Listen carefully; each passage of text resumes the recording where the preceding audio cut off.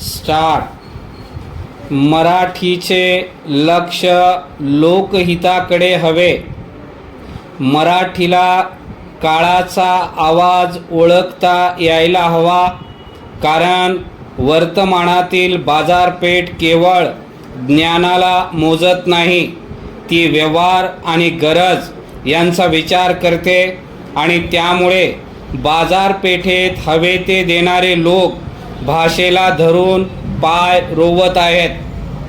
मुद्रण, संपादन, भाषण, छपाई, जाहिरातीच्या कलेचे धडे, तंत्राचे धडे आणि कौशल्याचे हजार धडे पैसे फेकले की बाजारात मिळतात। म्हणून ज्ञानी नको, तंत्रज्ञानी आणि कलाप्रेमी हवेत, ही काळाची निकड झाली आहे।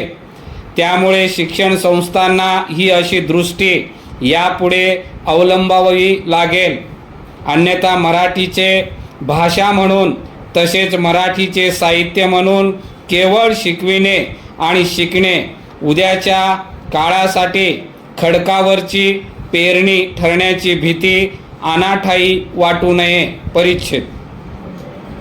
मुळात विद्या ही एक पाटी, एकेरी, एकांगी शिकण्याचा आता जमाना राहिलेला नाही।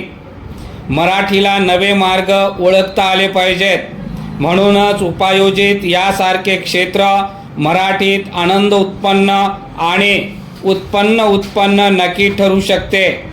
त्यासाठी मराठीस पारंपरिक पूर्वदृष्टीला काहीशी मुरड घालावीच लागेल। देश काय जगभर मराठीत संधी वाढवावयाच्या असतील तर तिचा पाठ्यपुस्तकी ढाचा बदलावा लागेल। गोपाळ हरी देशमुख अर्थात लोकहितवादी यांनी शतपत्रामध्ये नोंदवून ठेवलेल्या त्या गोष्टीची येथे प्रकर्षाने आठवण होते। ती गोष्ट अशी, पुष्कळ विद्या व भाषा शिकल्या पाहिजेत, म्हणजे बहुतेक गोष्टी कानावर पडून माहितीगारी होते। ते पुढे म्हणतात, जितके बीज तितके पीक।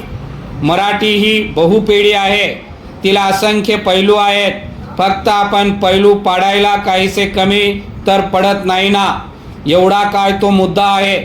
ज्ञान वेगळे असते आणि शहाणपण वेगळे असते। शहाणपणाचा अनुबंध हा अनुभवाशी अधिक असतो। कुशलतेत, कलेत, तंत्राच्या अवगतीकरणात शहाणपणाची झळाळी अलगद कळणारी असते। ती झोकून आणि घोकलेले ओकून कळेल, ही शक्यता पुष्कळ कमी आहे। त्यातूनच रोजगारभिमुख मराठी असा विचार पुढे येत आहे। तो त्यासाठीच। आता याला पर्याय नाही। हल्ली भाषेकडे विद्यार्थी वळत नाहीत असे चित्र दिसत आहे। याचे कारण मुळी संधीच्या अभावात आणि विषयात पदव्या घेऊनही त्यातून आलेल्या निराशेत गवसते। जगणारे हेतू मराठीने ओळखले पाहिजेत। आयुष्यातली तरुणाईची वणवण थांबवणारी भावना मराठीला ओळखता यायला हवी। भाकरी देणारा हमीचा शब्द मराठीने पाल्य आणि पालकांचा द्यायला हवा, तरच मराठीचे वर्ग गर्दीने बहरतील सुद्धा। नोकरीसाठी शिक्षण एवढा एकल विचार आता सोडून द्यावा लागणार आहे। नवनवीन संधी देणारे नवे अनेक अभ्यासक्रम अभिजात मराठी भाषेत मोठ्या आणि गतिमान स्वरूपात सुरू करावे लागतील। तथापि अनेक ठिकाणी असे प्रयत्न करूनही सुरू झालेले आहेत, कारण ती आता वर्तमान काळाची गरज झालेली आहे। नुसते शिक्षण ही आता मुळीच पुरेसे नाही। पदव्या किती, यापेक्षा पदव्या कोणत्या, हा प्रश्न ध्यानीमणी घेऊनच समाजात आणि बाजारपेठेत उभे राहावे लागणार आहे।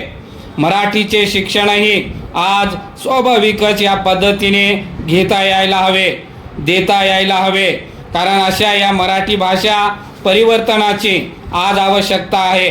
संधी देणारे मराठी, कौशल्य प्रदान करणारी मराठी, कुठल्या तरी कलेला धरून असलेली मराठी आणि भावनेसह भूक शमवणारी मराठी, हीच मराठी आम लोकांना आज आमची मराठी माय वाटेल।